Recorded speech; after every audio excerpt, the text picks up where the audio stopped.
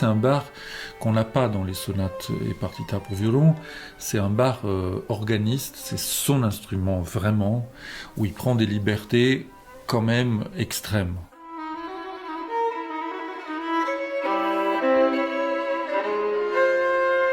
Quand je suis venue voir Teddy au début, à l'origine j'avais des questions aussi sur cette transcription, notamment sur la fantaisie, et on a dit, c'est vrai que j'avais le sentiment que peut-être des choses manquaient, ou j'aurais bien rajouté une note par-ci, ou une voix par-là.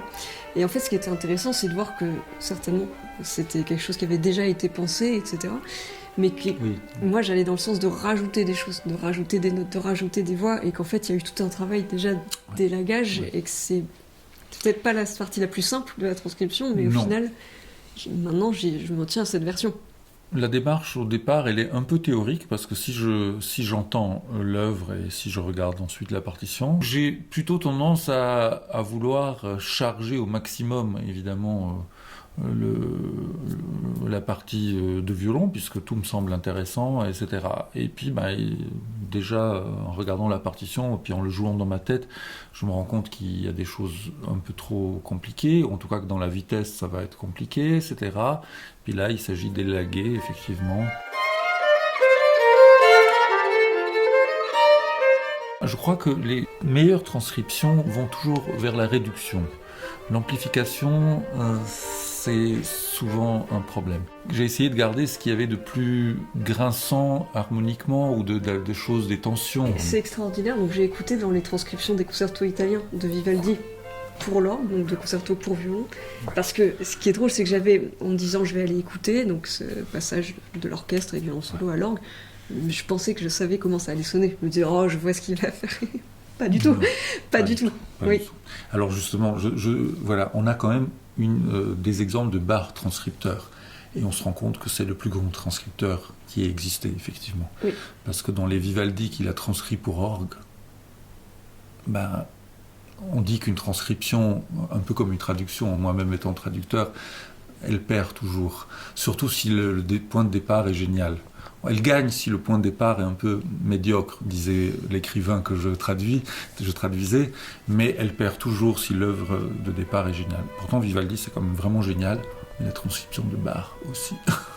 C'est complètement inattendu, je sais pas ce qu'on imaginerait. Voilà. Et jusque-là, on retrouve Bach, oui. Ouais.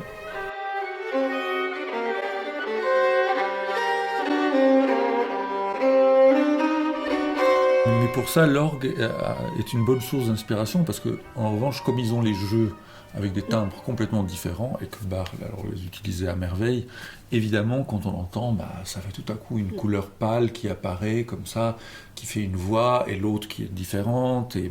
Et donc, c'est vrai que c'est un très bon outil d'imagination.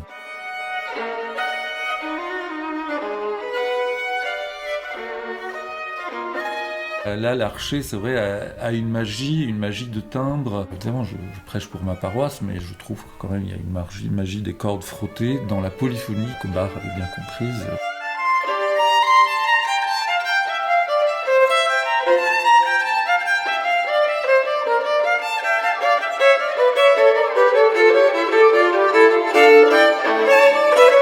Je me souviens d'avoir eu ce principe-là, que c'est quand même ce qui sortait d'un accord conventionnel, là où il met une tension particulière, une dissonance. Voilà, s'il y avait un choix à faire, c'était toujours celui-ci.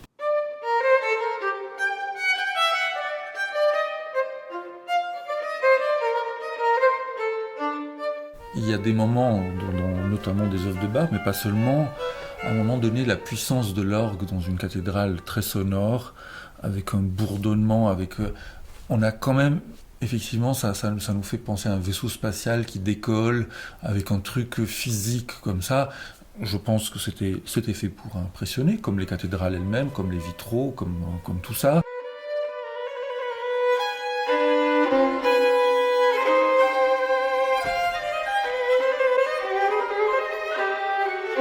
J'ai découvert bien après que Liszt avait fait une transcription de cette œuvre.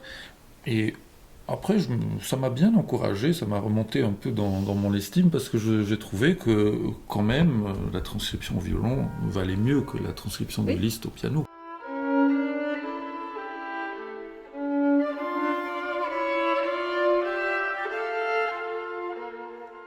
Bien sûr qu'il y a quand même déjà le fait qu'à l'orgue, les sons durent.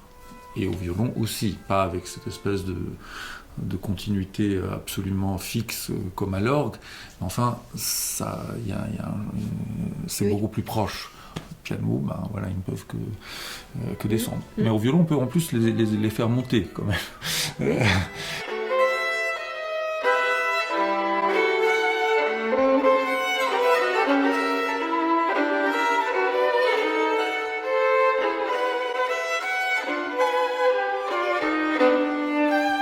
Le son, on le module en permanence au violon, là où à l'orgue, une fois qu'il est lancé, il est lancé définitivement.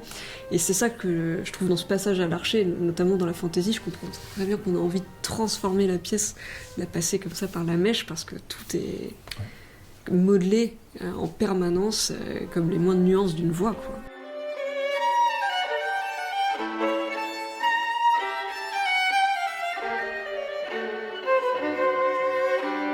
Malgré la limite du petit violon avec ses 4 cordes, je pense qu'on sent dans cette œuvre, à la fin, que ça soit la fantaisie ou la fugue, comme ça, avec les basses qui reviennent, qui sont très présentes, cette espèce de bourdonnement. En tout cas, c'était ça que voilà, de finalité qui va dans la stratosphère, comme ça.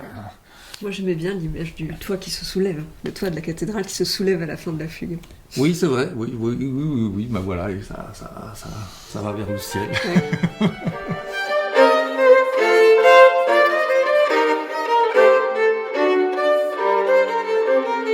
En partant de cette fantaisie et fugue, qui est vraiment la pièce qui m'a beaucoup marqué, qui était un grand choc, j'ai été rechercher, donc j'ai eu envie de l'enregistrer à mon tour, et j'ai eu envie comme ça de créer un fil de Bach à nos jours. Tout de suite, j'ai eu l'envie de reprendre l'arrangement de Ernst, du Roi des Aulnes, qui est une pièce extrêmement connue.